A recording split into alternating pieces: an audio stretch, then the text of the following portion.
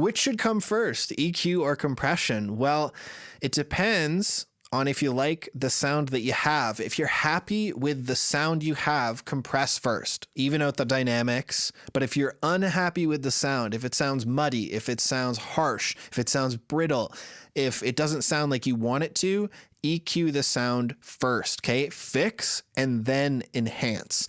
So what I'm doing here, anywhere that I'm EQing first, I'm removing things that are unnecessary. So for the guitars, that means taking out the extreme high ends because there's nothing there, removing the low end, making room for our drum bus where the bass is, and their kick bus, and then also cleaning up a little bit in the low mids here, just to have the compressor react more evenly across all of the different guitars. So let's have a listen to that. I'll never change, I'll stay the same.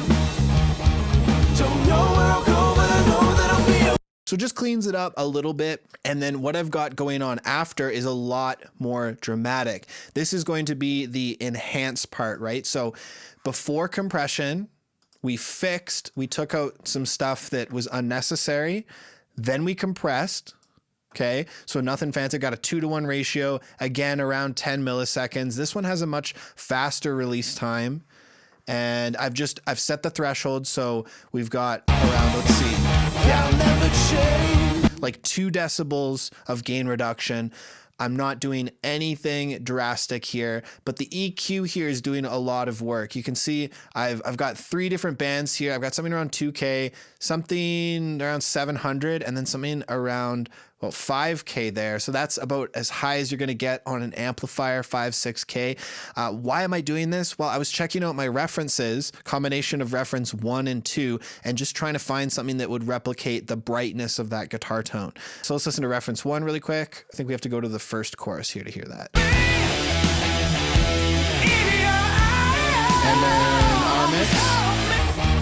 Don't know where I'll go, but I know that I'll be okay. Right, so to me, that guitar is much more in the ballpark now. I heard a lot of that 6K in there, that kind of sizzle in the amplifier that I really wanted to bring out. And then for the vocals, pre-EQ, again, just cutting out a lot of low end that I found was unnecessary. Now, the way to do this is always in context. You never want to solo the vocals and cut stuff out. What I've done here is I've played back the chorus and I'm going to sweep this up until I notice the vocals thinning out, and then I'm going to drag it back. Okay, so I'm going to take out as much as I do not notice. Okay, let's have a listen to that.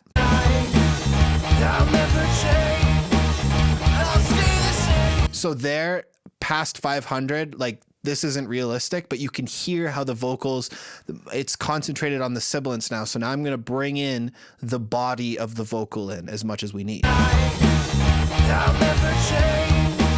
I'll stay the same. Don't know where I'll go, but I know that I'll be okay. Make my escape. Nice. I've also got this little low mid cut here, just like the guitars, just clearing up a little bit of that buildup like we had in the guitars, where there's a lot of information overlapping in that area of frequencies. And then what I'm doing to boost there, again, I'm boosting a high shelf and then a little bit around 1K there. So if you bring up the 2 that I'm boosting, the guitar and the vocals, you'll see how they're kind of a mirror image of each other in the high end.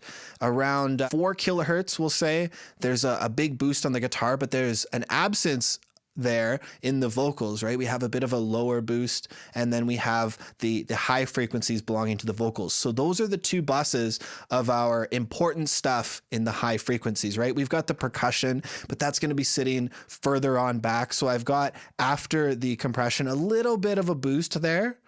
But overall, I'm happy with the sound, which is why I didn't EQ it before the compressor. If we look at the drum kit, there's bass there, but I'm probably going to EQ the bass separately. I boosted just a little bit because I really want to hear those cymbals. Geez, in all these references, there's a lot of high frequencies. A lot of this modern rock, the cymbals and the guitars and the vocals really cut. So I'm finding myself having to boost a lot to get that sound.